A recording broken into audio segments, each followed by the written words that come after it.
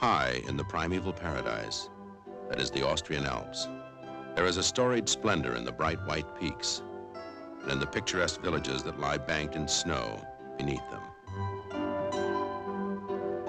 The Salzburg area of Austria is rich in a culture as enduring as its cobblestone streets and coursing waterways.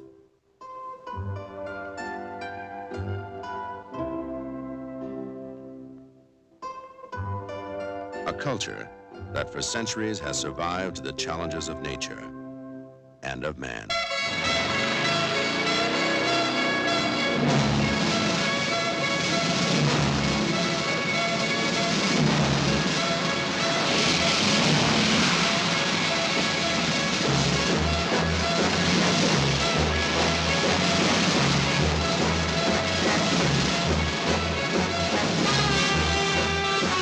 Memories of Nazi tyranny are brought to vivid light by the invasion of a movie company.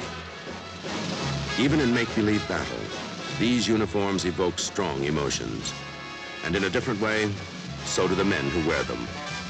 To recreate one of World War II's most exciting adventures, MGM has brought Richard Burton, Clint Eastwood, and an outstanding group of filmmakers to the top of the Austrian Alps, to a place where eagles dare.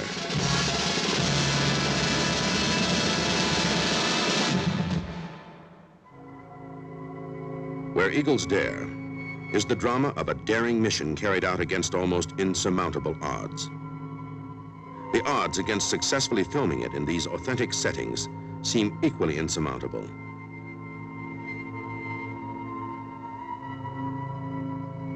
The mountains above Werfen, Loffer, and Ebensee would challenge the hardiest of alpine adventurers. To a motion picture crew, untrained in mountain climbing and hampered by tons of equipment, it tested them to the limits of their strength, stamina, and ingenuity. For all of them, the huge army of technicians working high above sea level, and especially the actors, this truly became a place where eagles dare. Of all who came to this location, none was more challenged by it than Clint Eastwood. Certainly unusual wearing war uniforms as opposed to ponchos and Stetsons and so forth. We've been up in the mountains shooting from cable cars and hanging from cables and sliding off the roofs and shooting. Germans thought I shot a lot of people with a six-shooter. You should see how we can do with a machine gun in a film like this. I think it's very apt casting to cast Clint Eastwood and myself because we're such enormous contrasts in type. He's tall and slow and drawly, sort of a la Gary Cooper, and as good as Gary Cooper, perhaps even better. And I'm short and thick and fast-talking. This shot up from here, and now Richard starts to turn it, and we're coming out at this angle, because I understood it to be that we would be here and see them come around the corner with the car, with them still pushing. When it got to this point, the car rolls on its own, continues to roll on its own. I pan. The car goes past them and goes, right? And I pull back with them, and the car goes out over the side. Planning was important because retakes were impossible. Beauty and danger, personified by German actress Ingrid Pitt, who actually made her own daring escape from East Berlin. You know, to be out here in Austria at this time is like living through the entire war again. Not that I'm that old that I would remember the entire last war. But there's shooting going on and killing and explosions and tanks and battalions, and I mean, it really seems to be all war going on. So I take the sled and I go out into the peace and quiet with these wild two horses. What on earth are they doing? Terribly proud to be a member of this cast, which is really rather international. There's Richard Burton, of course, who's English.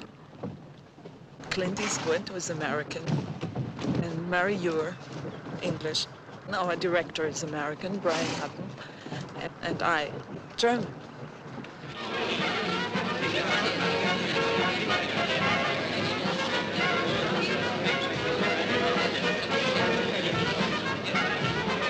Anything else needed here? Who might you be, my pretty alpine rose? Heidi. Stop, Major. I got work to do. There's no more important work than entertaining the soldiers of the fatherland. Shall I sing you a song? I bet you have a beautiful singing voice, too. Thank you. Ow! Check the papers. Many of the people of these Austrian villages were given the opportunity to participate in the making of this film. For some of them, it held a reminder of earlier days with a frightening sense of realism.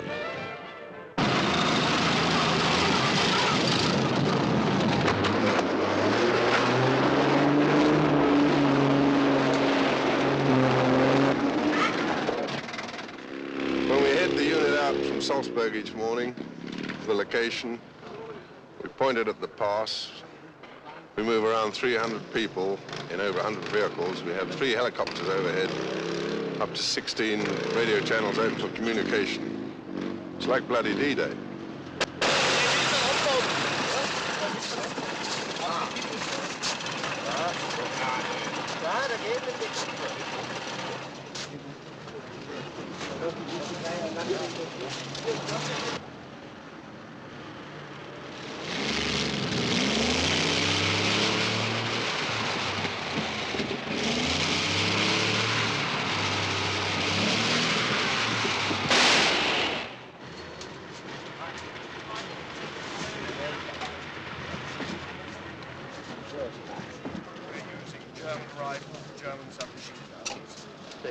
Well, we've envisaged that there would be used something between 10 and 20,000 rounds of blank ammunition for the submachine guns.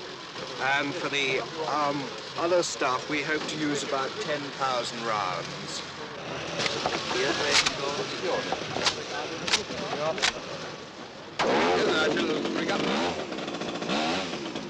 For as long as it has existed, the magic of motion picture making has captured the imagination of a world irresistibly drawn to explosive action, breathtaking beauty, and the glamour of storybook lives.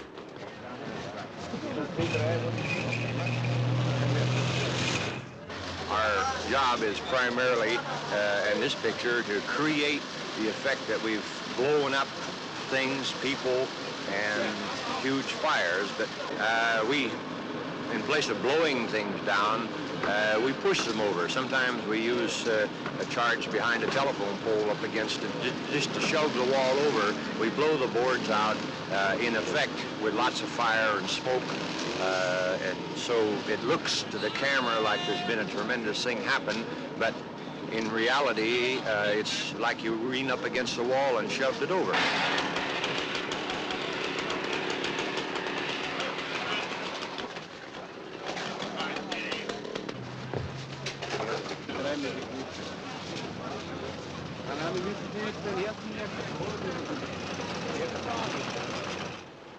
Well, we're loading the black powder charges here into the mortars. We use black powder because it gives the effect of a big explosion without the concussion of one. We put black powder in and then various other things with it to give fire and black smoke and dust and chips and rubble effect.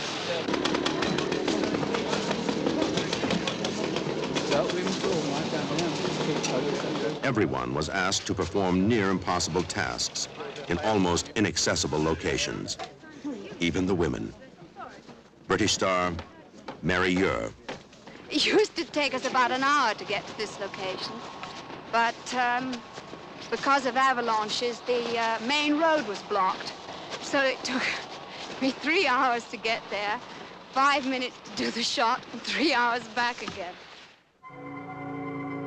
The ultimate goal is the castle, Schloss Hohenwerfen, high in the Austrian Alps. In the film, it is a German fortress, the target of a hand-picked team of espionage experts.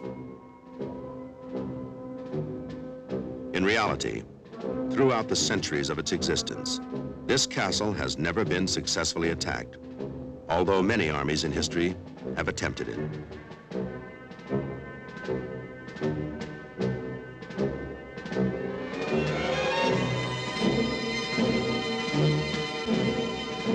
Today, it is the destination of a determined cast and crew, headed by director Brian Hutton. An ancient, inaccessible, awesome setting. So authentic that it was considered by many to be impossible to film here. But the name of this motion picture is the motto of the men who are making it: Where Eagles Dare.